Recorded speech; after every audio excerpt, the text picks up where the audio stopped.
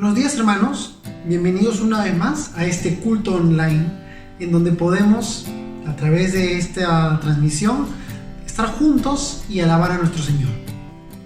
Para iniciar quisiera invitarles a abrir sus Biblias en el libro de Salmos, capítulo 145. La palabra de Dios dice: Te exaltaré, mi Dios y Rey, y alabaré tu nombre por siempre y para siempre. Te alabaré todos los días. Sí, te alabaré por siempre. Grande es el Señor, el más digno de alabanza. Nadie puede medir su grandeza. Oremos. Padre eterno, Dios nuestro, Señor, tú eres omnipotente, Señor todopoderoso, y sabemos que para ti no hay imposibles. Y te pedimos, Señor, que tú nos mantengas en paz, confiando, Señor, en que todo el tiempo tú tienes el control de nuestras vidas. Ayúdanos a poder continuar alabándote y adorándote cada día, Señor, con fidelidad, porque tú eres perfectamente fiel, Señor, con nosotros. Gracias por tus bendiciones. Ayúdanos a través de tu Espíritu Santo a superar las pruebas, Señor, que tenemos día a día. Y confiados en ti, Señor, en la roca, podemos tener, Dios, esa paz que sobrepasa todo entendimiento. Gracias una vez más. Oramos así, en el nombre de Cristo Jesús. Amén. Y ahora vamos a continuar este tiempo alabando a nuestro Señor porque es bueno. Cantémosle.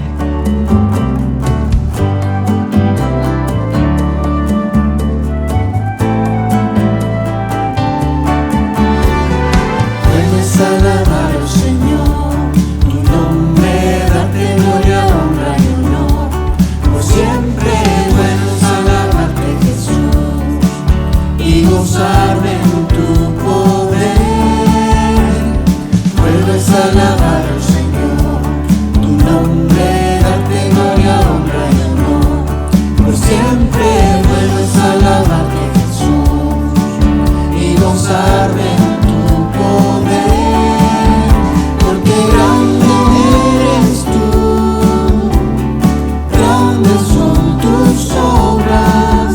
Porque grande eres tú, grande es tu amor, grande es tu gloria.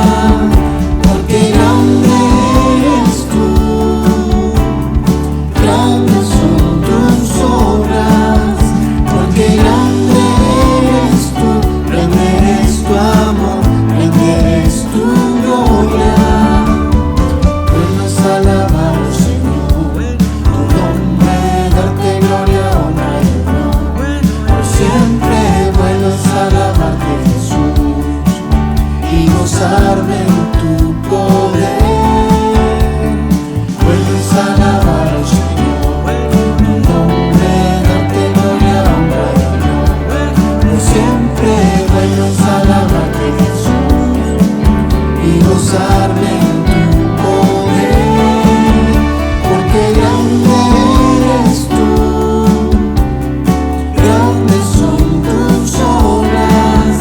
Porque grande eres tú, grande es tu amor, grande es tu gloria. Porque grande eres tú, grandes son tus obras. Porque grande eres tú, grande es tu amor, grande es tu gloria.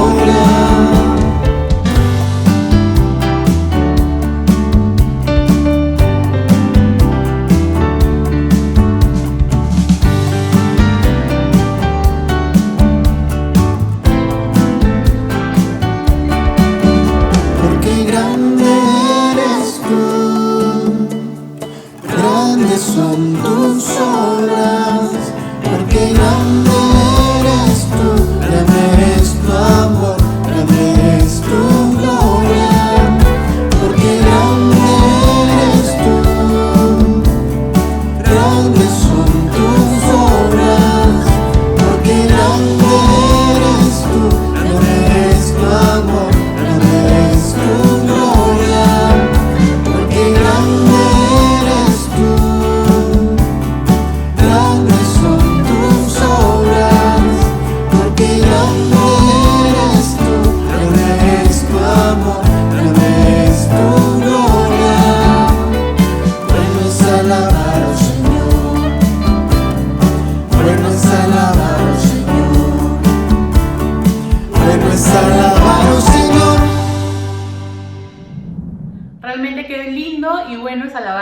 Señor.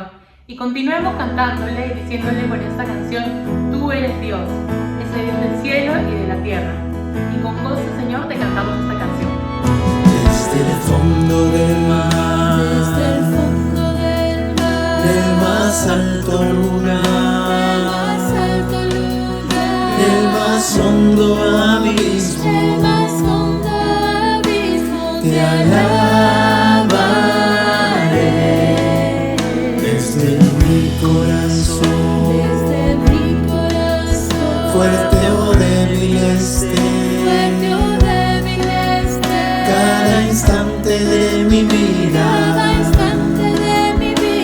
con gozo yo diré que tú eres la roca eterna, Señor sobre el cielo y tierra, tú eres Dios, que toda criatura adore, que toda nación se postre a ti, Señor, tú eres Dios. Desde el fondo del mar, del más alto lugar, del más hondo abismo, te alabaré. Desde mi corazón, fuerte o débil esté, cada instante de mi vida, con gozo yo diré que tú eres la roca eterna, Señor sobre el cielo y tierra, tú eres Dios, que toda criatura adore, que toda nación se postre a ti, Señor, tú eres Dios,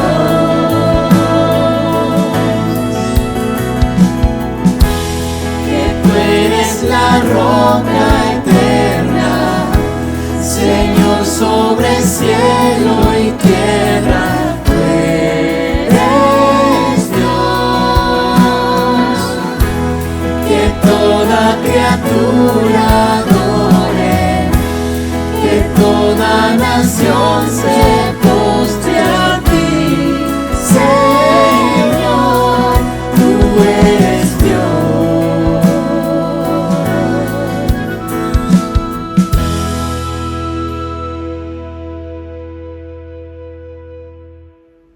Luego de este lindo tiempo de alabanza, queremos darle el pase al pastor Miguel Luna, quien tiene la exposición de la palabra el día de hoy. Muy buenos días, hermanos. Nos corresponde ahora el segundo tema de esta serie y les vamos a compartir a la luz de el Evangelio según San Mateo, capítulo 24. Vamos a pensar en esta mañana acerca de las señales que preceden a la segunda venida de Cristo. El capítulo 24, versículos del 1 al 3, dice así: Jesús salió del templo y mientras caminaba se le acercaron sus discípulos y le mostraron los edificios del templo. Pero él les dijo: ¿ven todo esto? Les aseguro que no quedará piedra sobre piedra, pues todo será derribado.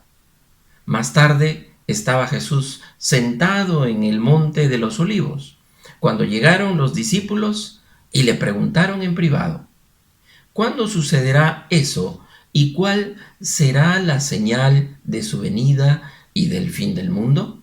Antes de continuar, queríamos prevenirnos de dos posibles errores principales en relación con las señales del fin.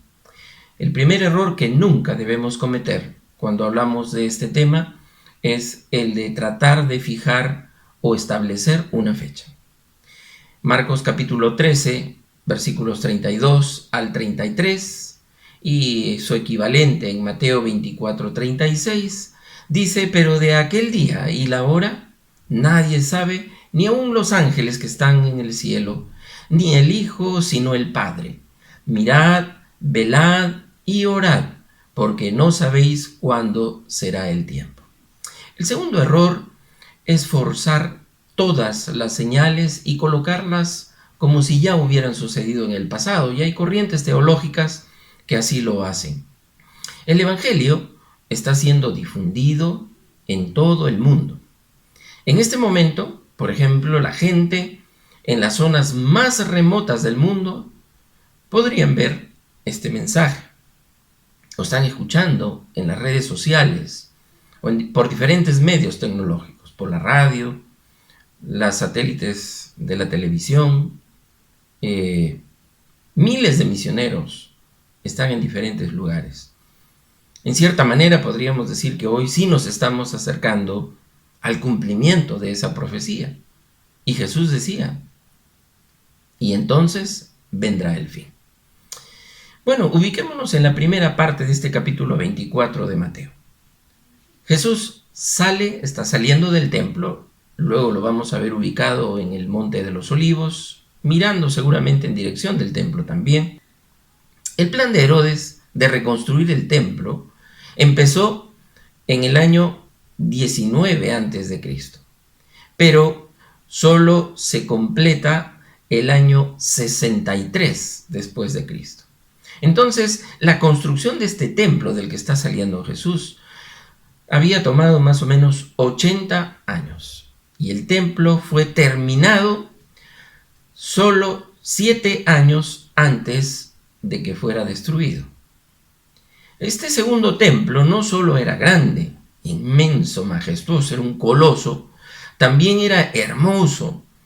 Este mismo historiador, que no es cristiano, Flavio Josefo, dijo que el templo estaba cubierto con láminas de oro, y cuando el sol brillaba sobre ellas era cegador, y donde no había oro, había bloques de mármol, de un blanco tan puro que a distancia forasteros pensaban que había incluso nieve en el templo.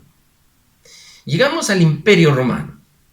63 años antes de Cristo, Pompeyo llega a Jerusalén, ¿no? Y luego de sitiar la ciudad 3 meses y del asesinato en masa dicen los historiadores, de 12,000 judíos, Jerusalén fue aplastada, y ante el horror de sus habitantes, Pompeyo se atrevió a entrar en el lugar santísimo del templo. Pero esta vez el asombro fue suyo cuando detrás del velo no encontró ídolo ni objeto de adoración. Por eso es que Tácito, un historiador, escribe y dice en latín que el pronunciamiento de Pompeyo fue vacuam sedem inania arcana. ¿Qué significa esto? Santuario vacante, misterios vacíos. No había nada detrás del velo. Resulta grato recordar que a pesar de la corrupción de los siglos, el lugar santísimo marcó todavía con un testimonio impresionante la realidad de una adoración espiritual, como Dios había querido desde un principio para su pueblo. Ahora Jesús, estando en ese templo, les dice a los discípulos: ¿ven todo esto?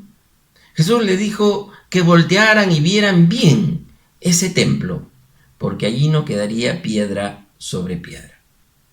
Alrededor de 40 años después de que Jesús dijo esto, hubo una extendida revolución judía contra los romanos que ya habían colonizado Palestina. Y ellos disfrutaron en esta revolución, en esta revuelta, de muchas victorias al principio, pero al final los soldados romanos destruyeron a los rebeldes, y en el año 70 después de Cristo, Jerusalén fue destruida junto con el templo. tal como Jesús dijo que sucedería. Y se dice que a la caída de Jerusalén, los últimos judíos sobrevivientes de la ciudad huyeron al templo, porque era el edificio más fuerte y seguro de la ciudad. Los soldados romanos lo rodearon. Un soldado, dicen los comentaristas, que estaba ebrio, comenzó el incendio, que pronto devoró todo el edificio.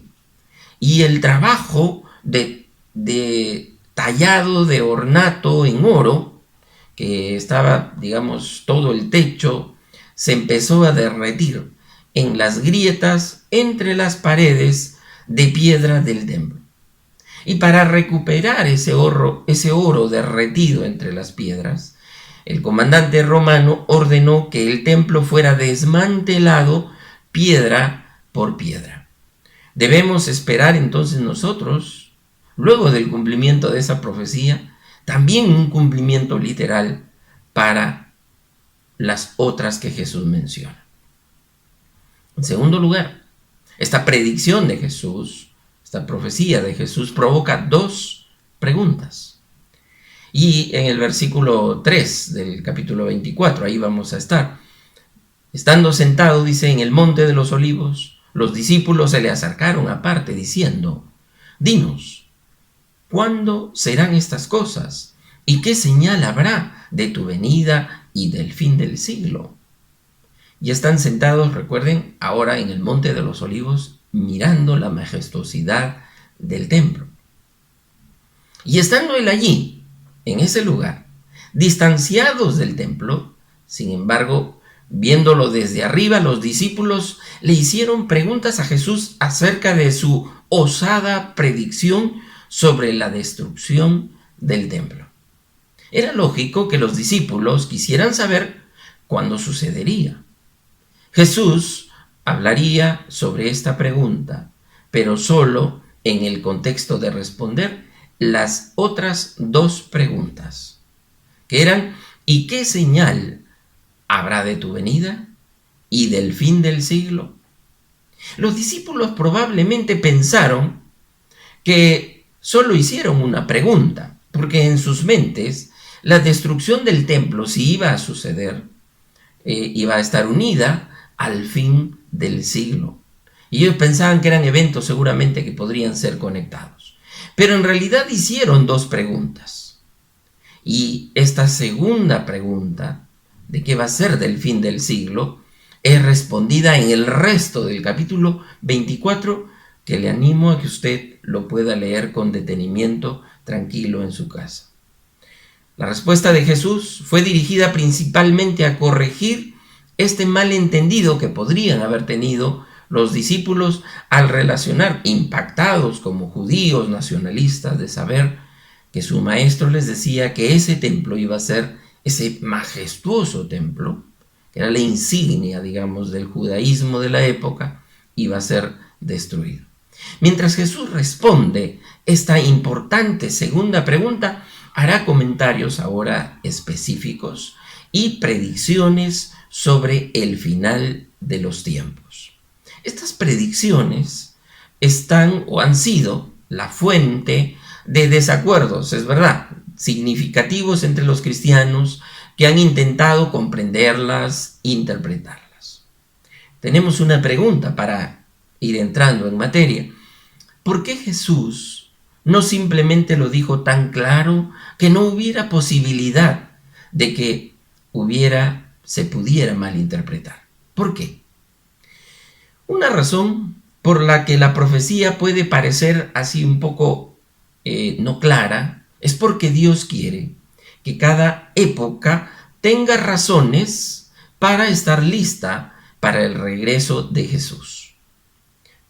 Así que a continuación vamos a mirar las condiciones generales del mundo que precederán a la segunda venida de Cristo.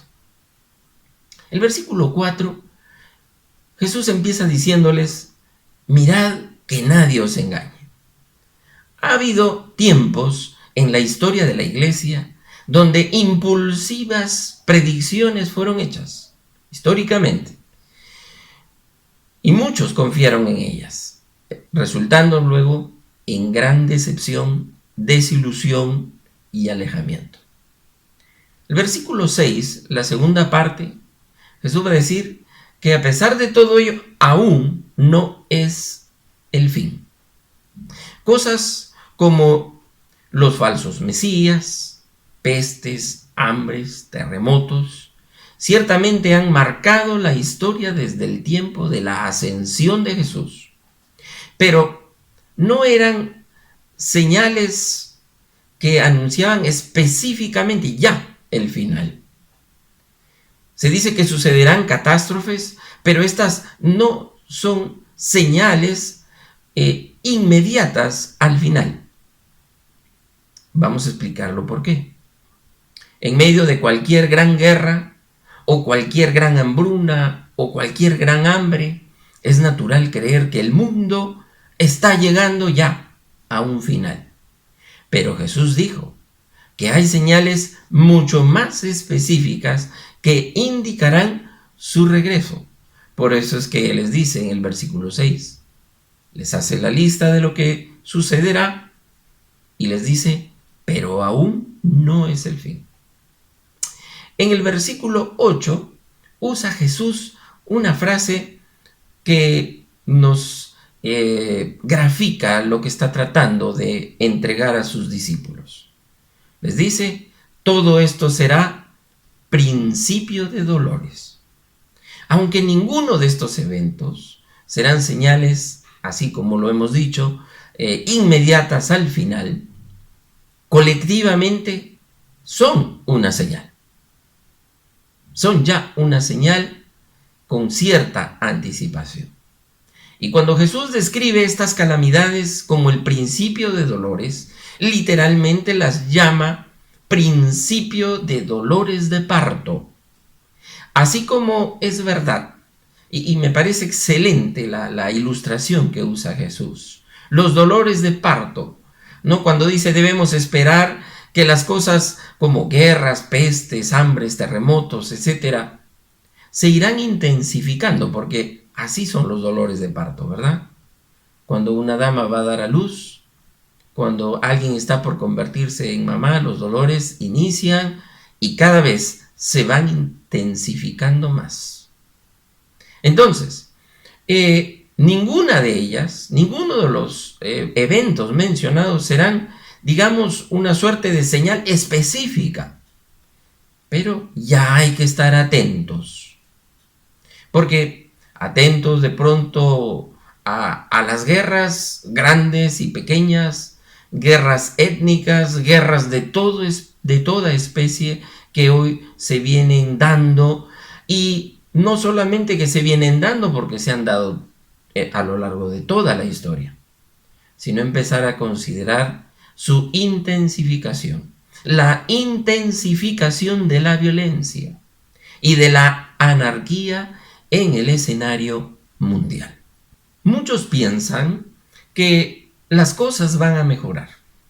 Muchos gobernantes hoy hablan de un nuevo orden mundial, y lo que el nuevo orden mundial está produciendo realmente en los diferentes grupos y bloques que se vienen llevando a cabo, realmente están produciendo una paz titubeante y un ambiente inestable, donde en vez de mejorar, las cosas tienden a empeorar. La raíz de nuestro problema realmente empezamos a darnos cuenta que está mucho más allá del alcance de la política y de las medidas políticas. Por supuesto, si miramos hacia atrás, durante el régimen de Hitler, el régimen del Tercer Reich, se vendían cadáveres humanos. A las víctimas de las cámaras de gas les sacaban las fundas de los dientes de oro para hacer lingotes. Con la piel de los asesinados se hacían pieles de pantallas, con el cabello se rellenaban cojines y se hacía una serie de cosas. ¿será posible, nos preguntamos, que esto vuelva a ocurrir?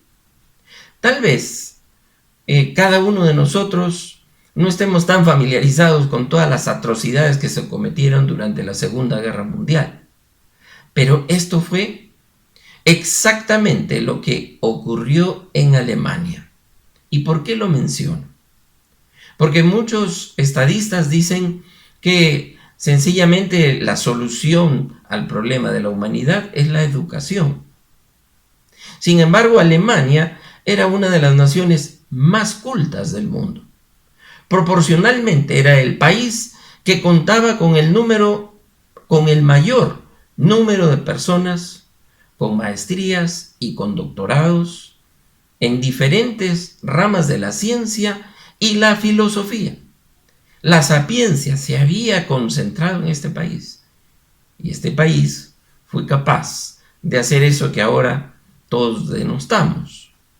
Si bien es cierto que la guerra ha sido parte de la historia humana a lo largo de los siglos, la capacidad destructiva de los armamentos de hoy y la posibilidad a escala masiva de los conflictos han creado un estado de cosas que no tiene paralelo en la historia. Muchos podemos pensar que lo que estamos diciendo aquí al parecer puede sonar alarmista o pesimista y que no está de acuerdo con la bondad inherente del ser humano y de sus aspiraciones, pero muchas veces tenemos que ser realistas para no irradiar un optimismo ingenuo cuando decimos que las cosas van a mejorar por la ciencia, por la educación, por la tecnología. ¿Hemos observado acaso los brotes inexplicables de violencia que hoy hay en las ciudades? Intempestivamente, disparos, homicidios, matanzas. Jesucristo lo que hace aquí es predecir esta desintegración social previa a su regreso. Las guerras y la intensificación de la violencia y la maldad son la primera señal de la cual debemos nosotros estar atentos. Así como cuando hay sequías, también hay incendios, ¿verdad?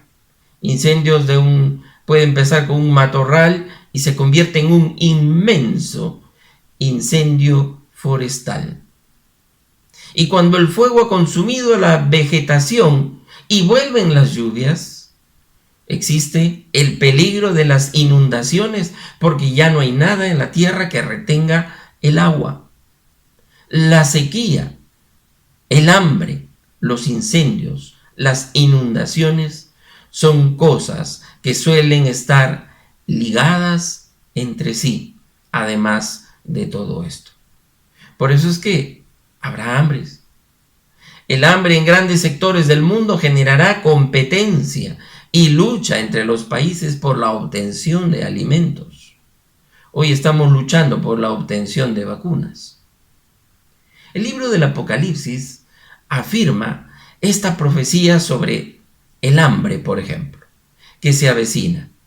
Porque dice el apóstol Juan, cuando abrió el tercer sello, oí al tercer ser viviente que decía: ven y mira. Y miré, y aquí un caballo negro, y el que lo montaba tenía una balanza en la mano, y oí una voz en medio de los 4 seres vivientes que decía: 2 libras de trigo por 1 denario, y 6 libras de cebada por 1 denario, pero no dañes el aceite ni el vino. Hablando de esta circunstancia. Terremotos, si pensamos en ellos, en los últimos años los científicos han llegado a comprender mejor la inmensidad y la abundancia de las enormes fallas geológicas que se extienden bajo la superficie terrestre.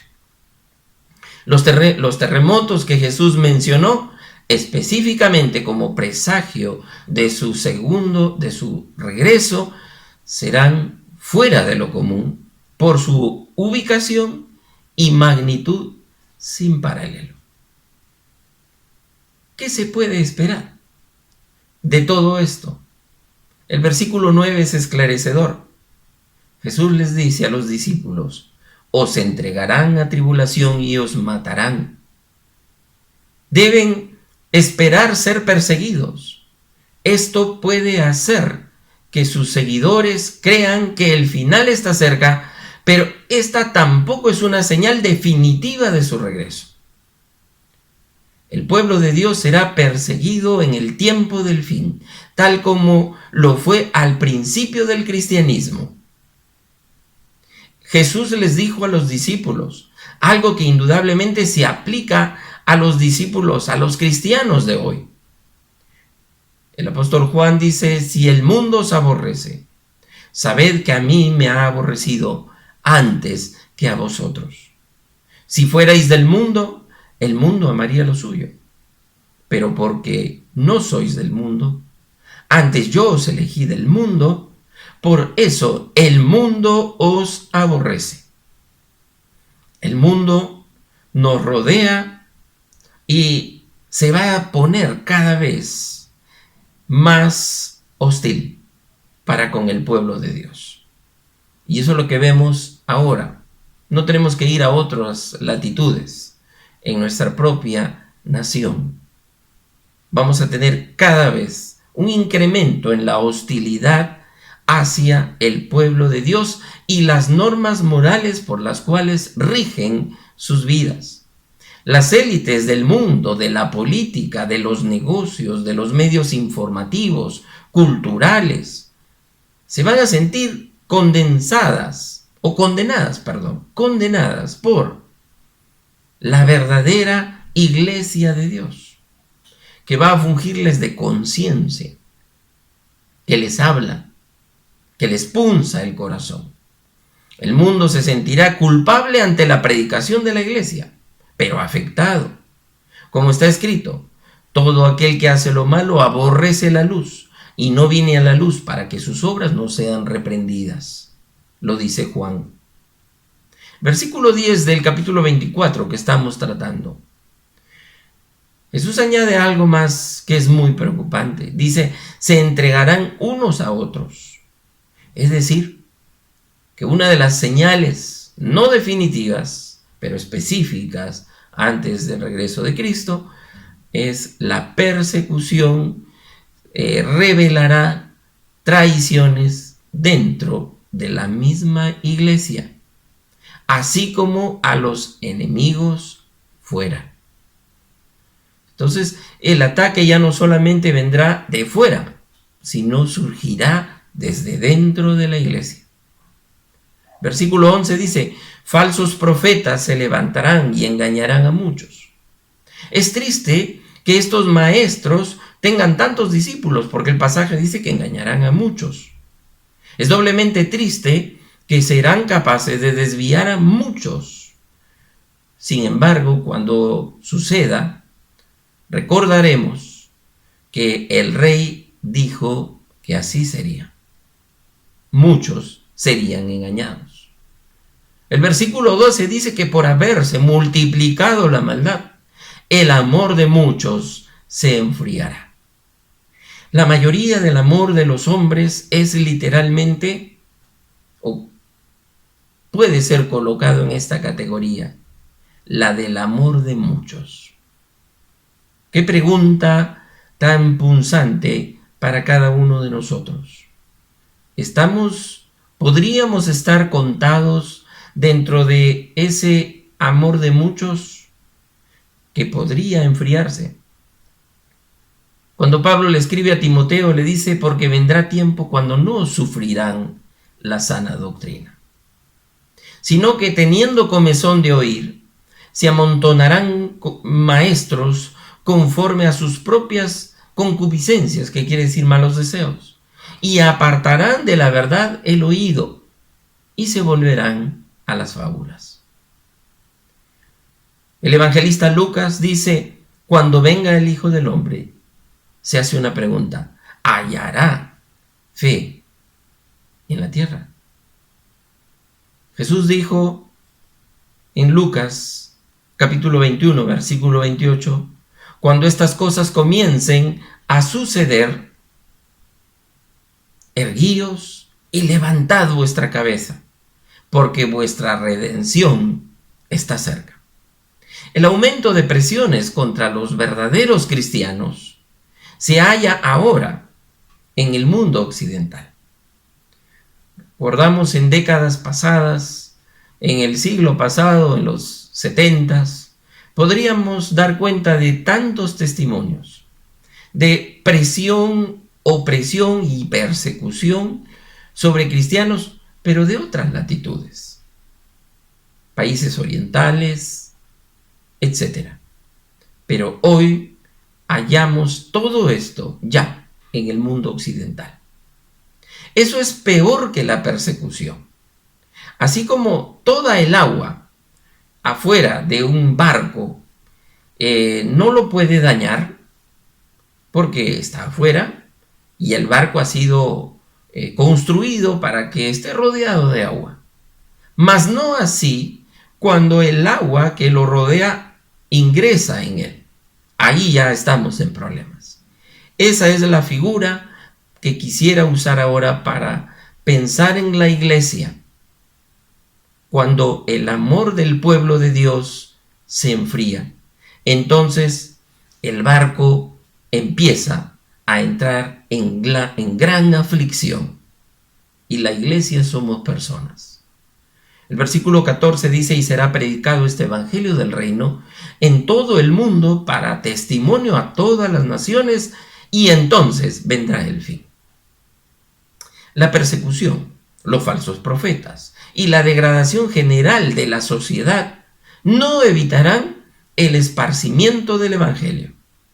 El evangelio es una buena noticia, pero contiene una advertencia. Todas las naciones del mundo lo oirán, no solo unos pocas, mas será para testimonio. No para, de pronto no está queriendo decir aquí Jesús que todos se van a convertir, pero sí dice que va a ser para testimonio del plan de Dios, y esto va a llegar a toda la tierra. Hoy eso es posible. La misma circunstancia de pandemia en la que nos encontramos alegró a algunos, a muchos, pensando que el cierre de las iglesias iba a contener el avance de la predicación del evangelio. No ha sido así. Se ha incrementado. Jesús describe la señal de su venida y al final de la era, cuando dice en el versículo 15, la señal será la abominación desoladora descrita por Daniel. Por tanto, dice, cuando veáis en el lugar santo la abominación desoladora, versículo 15, capítulo 24 de Mateo, de que habló el profeta Daniel, empieza a narrarlo así, habla Mateo de la máxima profanación del templo judío, el establecimiento de una imagen idólatra en el mismísimo lugar santo, que seguramente será un templo reconstruido. Podría ser así, lo que resultará inevitablemente en un juicio de Dios. En el vocabulario del judaísmo de aquel tiempo, una abominación era una forma especialmente ofensiva de idolatría en el lugar santo que trae con ella una gran destrucción o una gran desolación. Pablo explica más sobre este futuro cumplimiento de esto cuando les escribe la segunda carta a los hermanos de Tesalónica y les dice, nadie os engañe en ninguna manera, porque no vendrá sin que antes venga la apostasía y se manifieste el hombre de pecado, el hijo de perdición, el cual se opone y se levanta contra todo lo que se llama Dios y es objeto de culto, tanto que se sienta en el templo de Dios como Dios, haciéndose pasar por Dios. Esa abominación desoladora debe ser algún tipo de imagen, algunos dicen, del anticristo puesta sobre el templo mismo, y es la señal decisiva del final. Los versículos del 16 al 20, que usted debe leer, por favor, del capítulo 24 de Mateo, nos hacen pensar en lo que se haría cuando esta abominación desoladora aparezca, en la manera que sea y que Dios haya dispuesto que sea, o permitido que sea. Les advierto sobre esta destrucción venidera en la gran tribulación. Algunos cristianos creen que todos los cristianos pasarán por la gran tribulación. Para ellos parece evidente, porque ¿por qué les diría Jesús estas cosas a sus discípulos si ellos no las experimentarían? ¿O los cristianos no la experimentarían? La respuesta es simple. Sabemos por este pasaje y otros pasajes que Dios arrebatará a su iglesia antes de la furia de esta gran tribulación, tomándonos para encontrarse con su iglesia en el aire, como está registrado en 1 Tesalonicenses 4, 16 al 17. Esa será la primera etapa de su segunda venida. Jesús viene para llevar a su iglesia, se encuentra con ella en las nubes. Y esta información es especialmente valiosa para aquellos que se convertirán, porque habrán algunos convertidos probablemente en la gran tribulación después de que la iglesia se haya ido. Porque habrá entonces gran tribulación, cual no la ha habido, dice, desde el principio del mundo hasta ahora. Jesús dice que este será el tiempo más terrible de la historia. Porque como el relámpago, dice la palabra, que sale del oriente y se muestra hasta el occidente, así será la venida del Hijo del Hombre. La venida de Cristo será repentina, sorprendente, universalmente visible y aterrorizadora para todos los impíos en la segunda etapa, luego de haber llevado a su iglesia, cuando viene con ella para juzgar, después de esa gran tribulación. Después de la gran tribulación, el regreso de Jesucristo. Está registrado en los versículos 29 al 31 que usted puede leer. El sol se oscurecerá y la luna no dará su resplandor. Muchos pasajes proféticos describen las alteraciones cósmicas que precederán y rodearán este glorioso regreso de Jesús. Está eso registrado en el profeta Joel, Apocalipsis, Isaías. Aparecerá la señal del Hijo del Hombre en el cielo. Es difícil decir con exactitud cuál es esta señal. Parece preceder su regreso como se describe en Apocalipsis capítulo 19, versículo 11.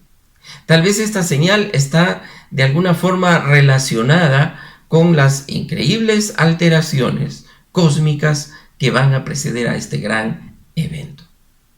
Y hay unos datos adicionales que Jesús da. Entre los versículos 32 al 35, Jesús usa una lección sobre la higuera. De la higuera aprended la parábola. La higuera tiene un patrón regular. Las hojas aparecen y le sigue el verano, así es. Parece que la referencia de Jesús aquí es acerca de la forma en que la higuera sigue estos ciclos de crecimiento confiables relacionados con las estaciones.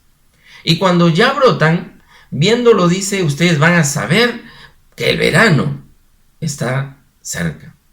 Así también vosotros, cuando vean que suceden estas cosas, sepan que está cerca el reino de Dios, que reinará por siempre. Jesús ha dado aquí un resumen importante sobre los eventos de los últimos tiempos.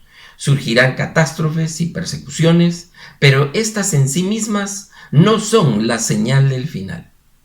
Surgirá una señal fundamental que acabamos de ver, la abominación desoladora.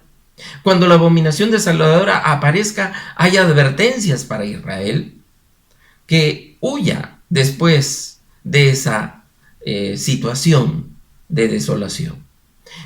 Viene una gran tribulación, disturbios cósmicos. En culminación, Jesucristo regresa en gloria a la tierra. De cierto os digo, dice él, que no pasará esta generación hasta que todo esto acontezca. Pero Jesucristo, todos los discípulos de ese momento a los que Jesús se dirigió, todos ya han fallecido y Jesús no ha vuelto. La generación a la que Jesús se refiere no puede ser la generación de los discípulos que lo estaban escuchando, porque ellos nunca lo vieron volver. La palabra generación, sin embargo, se refiere también en el griego a linaje y a raza, hablando de la permanencia de los judíos a lo largo de la historia y que van a permanecer, valga la redundancia, hasta el momento en que Él venga en esas tratativas con Dios por ser el pueblo escogido. Finalmente, en el versículo 36, Jesús habla sobre el día y la hora. Y aquí Jesús se refiere a la pregunta original que le habían hecho. ¿Qué señal habrá de tu venida? Su respuesta es de una forma inesperada, diciendo que el día y la hora nadie la sabe, solo el Padre, ni el Hijo. Entendiendo esto que Jesús dice, se expresa de esta manera, como hablando desde su perspectiva, en perspectiva humana, porque él estaba autolimitado por su encarnación. Entonces, para darle a esta idea el énfasis más fuerte, Jesús afirmó que este conocimiento estaba reservado para el Padre. Mas como en los días de Noé, dice, Jesús explicó lo que quiso decir con los días de Noé. Se refiere a una vida centrada alrededor de las cosas normales. En esto hay un dilema, porque ¿cómo Jesús pudo haber dicho, por un lado, que iba a ser como los días de Noé, que la gente iba a estar comiendo, casándose y dándose en casamiento, pero al mismo tiempo acaba de decir que iban a haber las peores calamidades? No se podría vivir normalmente en circunstancias como las que él acababa de anunciar. ¿Hay aquí alguna contradicción? Jesús advierte una venida inesperada. Los versículos 40 al 44 dicen que estarán dos en el campo, uno será tomado, el otro será dejado. Dos mujeres estarán moliendo, una será tomada, la otra dejada. Y así sucesivamente. Y Jesús aquí señala curiosas desapariciones, señalando al arrebatamiento de algunos a la venida del Hijo del Hombre, como también se describe en Primera de Tesalonicenses capítulo 4. Recuerde, las dos etapas de la segunda venida de Cristo es que Jesús viene en las nubes para llevar a su iglesia. Está con su iglesia durante el tiempo que dura la tribulación y la gran tribulación, 7 años en números apocalípticos, y luego viene para juzgar y con ello se consolida su segunda venida. Y aquí sigue el dilema, porque ¿es en una hora inesperada o es algo que ya la gente se daría cuenta por lo predicho, que esto anunciaba su segunda venida? ¿Es un mundo habitual o un mundo en cataclismo? ¿Es encontrarse con él en el aire por el arrebatamiento o es viniendo con los santos? Hay varias preguntas aquí. Estas dos secciones que aparecen parecieran contradecirse la una a la otra. La primera, del versículo 32 al 35, parece indicar que como un hombre puede decir por las señales de la naturaleza, cuando el verano está en camino, como lo de la higuera, así puede decir por las señales del mundo, cuando la segunda venida está en camino. Pero la segunda sección, que del 36 al 41, que dice de manera bastante definitiva que nadie sabe el tiempo de la segunda venida, ni los ángeles, ni siquiera Jesús mismo, es solo Dios, su Padre, el que lo sabe, y que vendrá sobre los hombres con la brusquedad de una tormenta, ¿no? De un cielo que se viene, que se precipita, digámoslo así figuradamente, sobre el mundo. El dilema es resuelto al ver que en realidad hay dos etapas que son las que le acabo de mencionar de la venida de Cristo.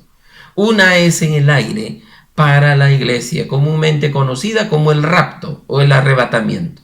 Y la otra es al mundo, viniendo con la iglesia, Jesucristo con la iglesia, comúnmente conocida como la segunda venida de Jesús.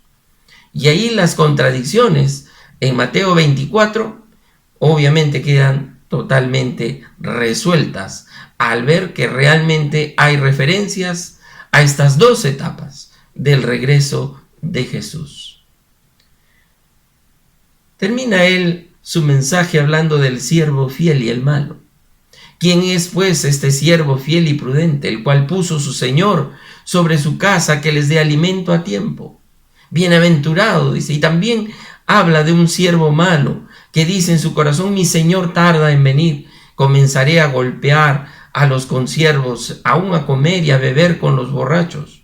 Vendrá el Señor de aquel siervo en aquel día, que éste no espera, y a la hora que no sabe, y lo castigará duramente, y pondrá su parte con los hipócritas, y allí será el lloro y el crujir de dientes. Entregamos al Señor nuestra vida. Debemos vivir ahora nuestra vida en amor a Dios, amor genuino, para que no quede en la categoría del amor de muchos, que es un amor enfriable, sino un amor que tenga viva la llama del Espíritu Santo. Que el Señor nos bendiga con esta reflexión en su palabra. Gracias, Pastor Miguel, por la prédica de hoy. Queremos entrar ahora a un momento muy importante porque queremos darle gracias a Dios y poder entregar nuestros diezmos y ofrendas. Queremos agradecer al Señor por su fidelidad, por su provisión y porque permite también el sostenimiento de nuestra iglesia. Como dice Génesis 14, del 18 al 20, y entonces Melquisedec, rey de Salem y sacerdote del Dios Altísimo, sacó pan y vino, y le bendijo diciendo: bendito sea Abraham del Dios Altísimo, creador de los cielos y de la tierra, y bendito sea el Dios Altísimo, que entregó tus enemigos en tu mano. Y le dio a Abraham los diezmos de todo. Permítanme hacer una breve oración. Señor Jesús, gracias Padre, porque tú eres Jehová Jireh. Tú, Señor, provees a nuestras necesidades personales, familiares y también las necesidades de la iglesia, Señor. Señor, sigue tocando nuestros corazones para que podamos seguir aportando para tu obra, Padre. Y bendice la administración también, Señor, de estos recursos. Oramos así en tu nombre. Amén. Queremos también anunciar un evento importante. Queremos invitar a todos los papás y mamás que tengan hijos adolescentes entre 10 y 16 años al taller online Teletrabajo y Familia, manejando el estrés y la ansiedad en el hogar. En este webinar hablaremos de cómo lograr superar el estrés generado por todos estos meses de confinamiento, combinado con tareas en casa, trabajo y la comunicación con los hijos. El expositor es pastor y psicólogo especializado en trabajo familiar, así que animamos también a invitar a familias amigas. Pueden inscribirse en el link que está publicado en nuestro Facebook. Y para terminar con nuestro servicio, los dejamos con un canto final. Muchas gracias, Pastor, por los anuncios de esta semana. Y ahora terminemos este tiempo cantándole a nuestro Señor con todas nuestras fuerzas.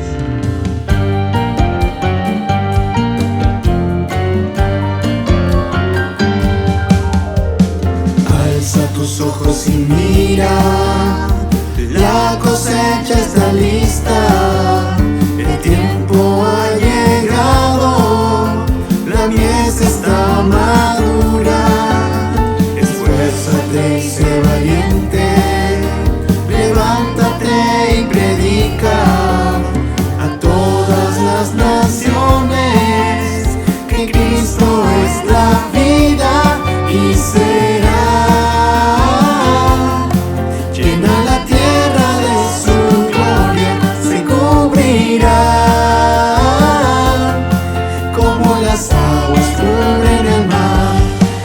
será.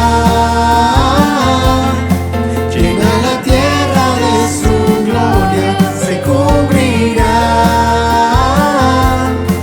como las aguas cubren el mar.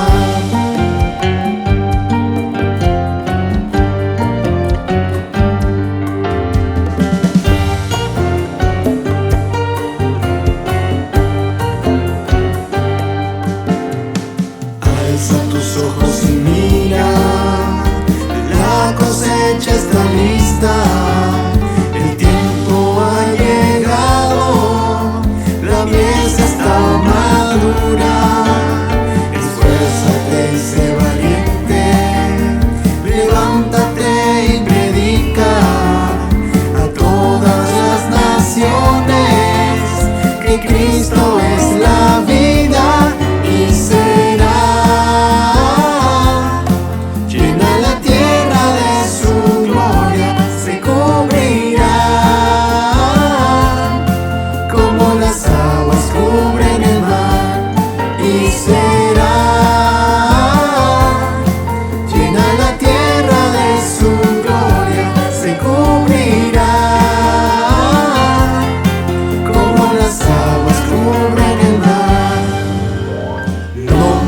No hay otro nombre dado a los hombres.